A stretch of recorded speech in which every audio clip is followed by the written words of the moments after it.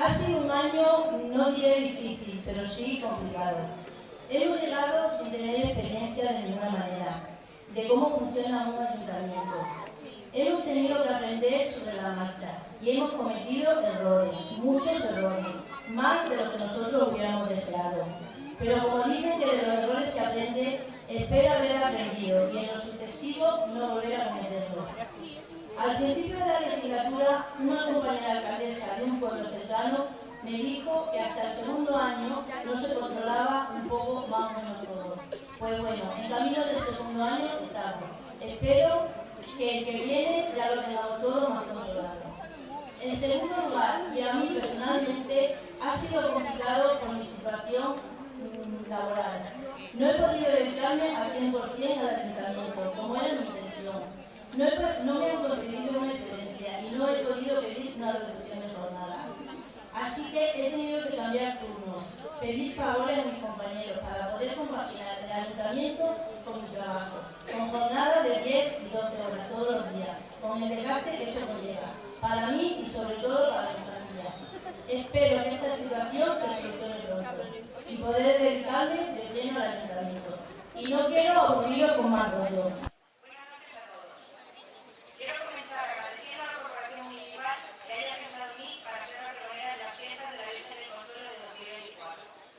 Es un honor y una gran responsabilidad.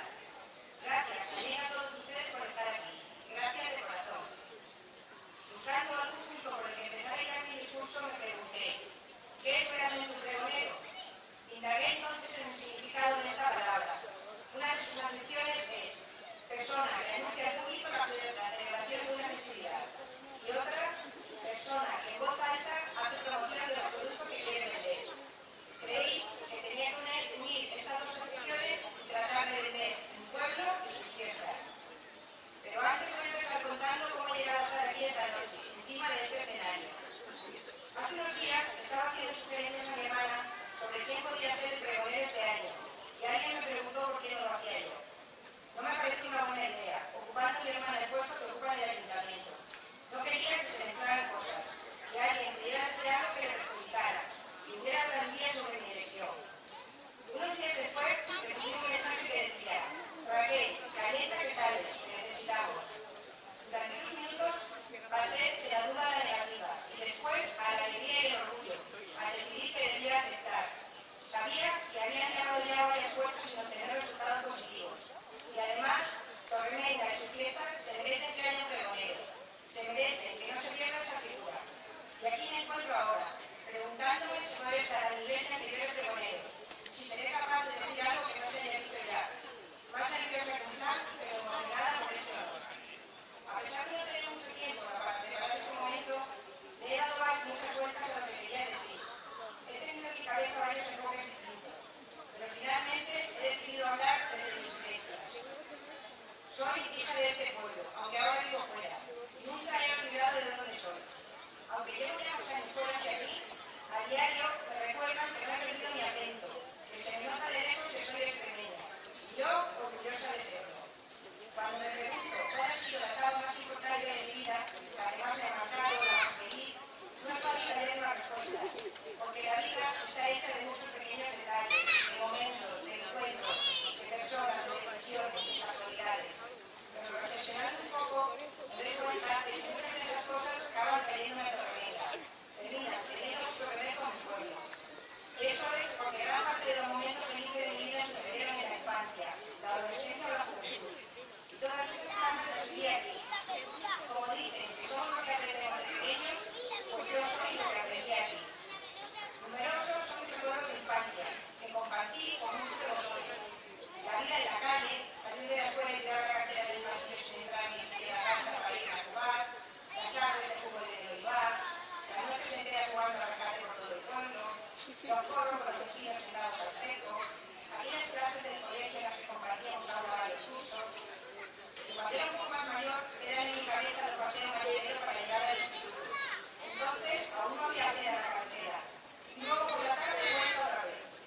Las heladas en los campos de cerro y de la maestra, los cabras que se hacía la espera mirando hasta que llegaba el sonido del verano de Navidad. De mi juventud recuerdo el peregrinar de los sábados por la tarde de casa en casa, con bolsas llenas de ropa,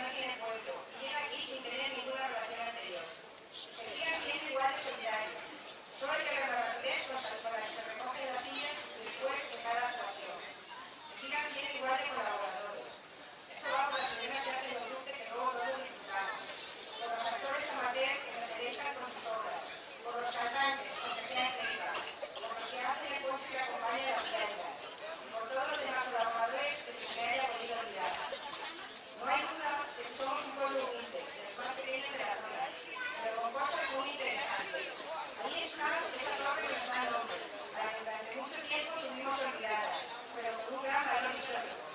Ahí está ese pintoresco rincón de la plaza que forma el ayuntamiento con sus escaleras y la iglesia con su familia, digno de ser retratado. Ahí está ese paseo central del pueblo, con sus jardines verdes y su techo bien recortado, que es nuestra carta de presentación para los viajeros.